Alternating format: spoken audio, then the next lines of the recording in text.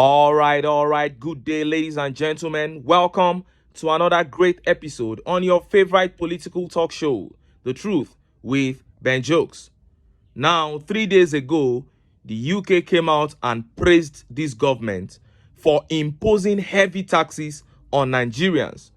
We are here complaining about poverty, inflation, unemployment. Multinationals are leaving the country because our business environment is no longer favorable.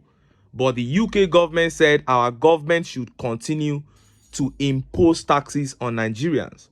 And at that point, many Nigerians realized that the UK are not necessarily a friend of Nigeria and the rest of Africa. Their aim is to keep us underdeveloped, to keep us in poverty, so that we will continue to depend on them. And few hours ago, the UK government made a statement about the crisis under TINUBU government, and every sane Nigerian who saw it concluded that it was either a witch hunt, like I have described above, a mistake, or an outright mockery of the helpless citizens of this country. In the last 3 years, this year 2024 has been the worst in terms of insecurity. From the killings in Plateau on Christmas Eve to the killings of monarchs in southwest Nigeria, beheading of monarchs, to the broad daylight kidnap of a bus full of school pupils in Ekiti, to the kidnapping of 252 students in Kaduna, to the kidnap of 500 in Zamfara, and the daily killings in Benue, Plateau, Niger, Kwara, and recently Enugu. Nigerians are tired, they are worried sick of the state of insecurity under this government. But the UK came out and said Tinubu's security measures are fantastic. They said they are highly impressed by his performance in the area of security.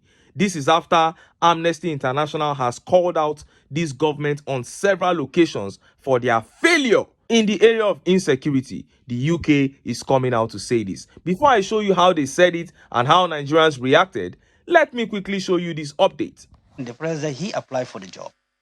And I'm happy he says he's not complaining. But we don't need him to complain. Nigerians are complaining.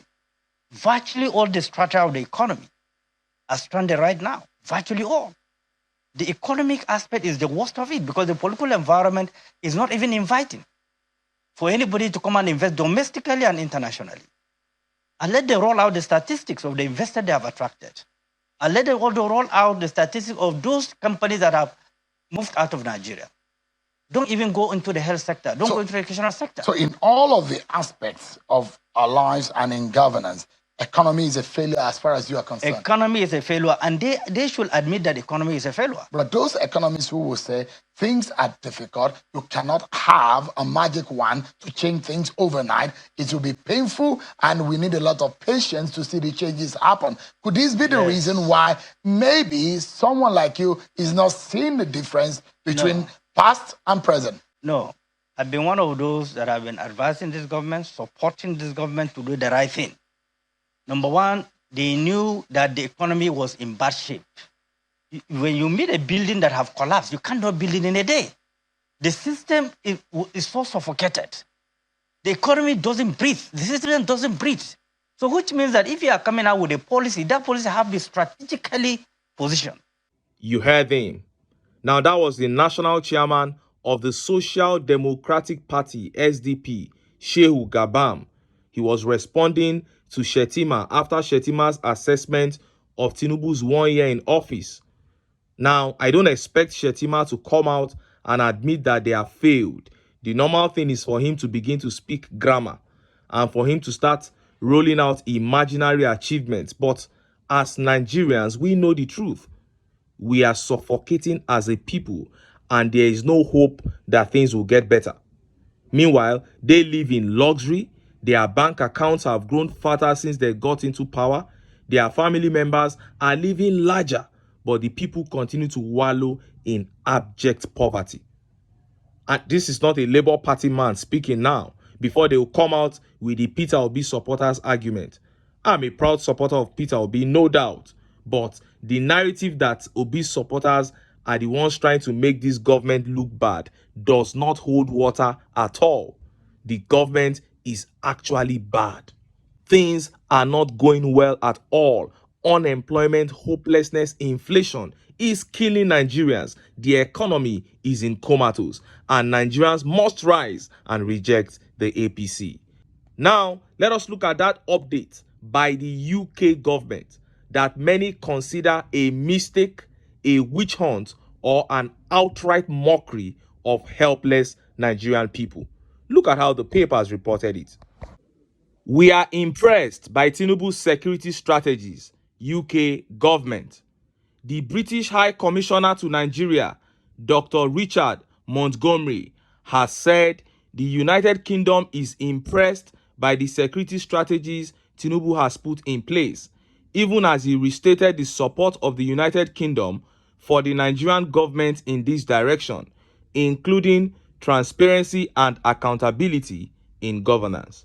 In his goodwill message during a high-level dialogue on delivering the renewed hope agenda on the theme Nigeria's global ambitions from hope to reality in Abuja, Richard Montgomery commends TINUBU's agenda for its focus on priorities and delivery.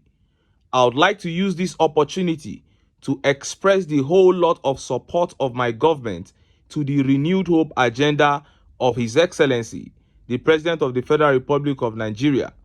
We commend his agenda for its focus on priorities and delivery. We acknowledge that you have done a lot to put in place transparency and accountability.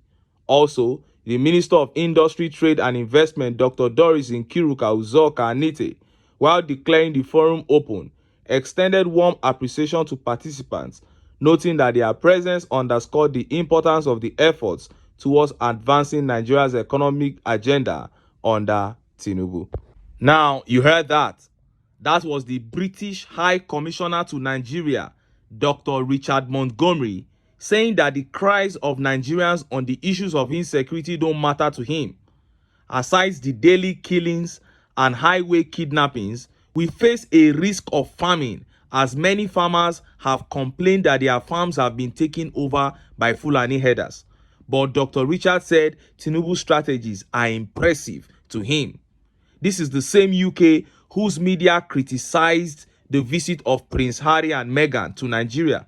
You don't want your people to visit us, but you say we are doing well. This position by the British High Commissioner, Dr. Richard, fits under two subheadings: mockery and malice. This is malicious mockery of the Nigerian people. And look at how Nigerians reacted. Look at some of the tweet reactions. This tweet here by Theodore says, relocate your embassy to the north, either Katsina, Zamfara or Borno. You will enjoy the strategy. That is it.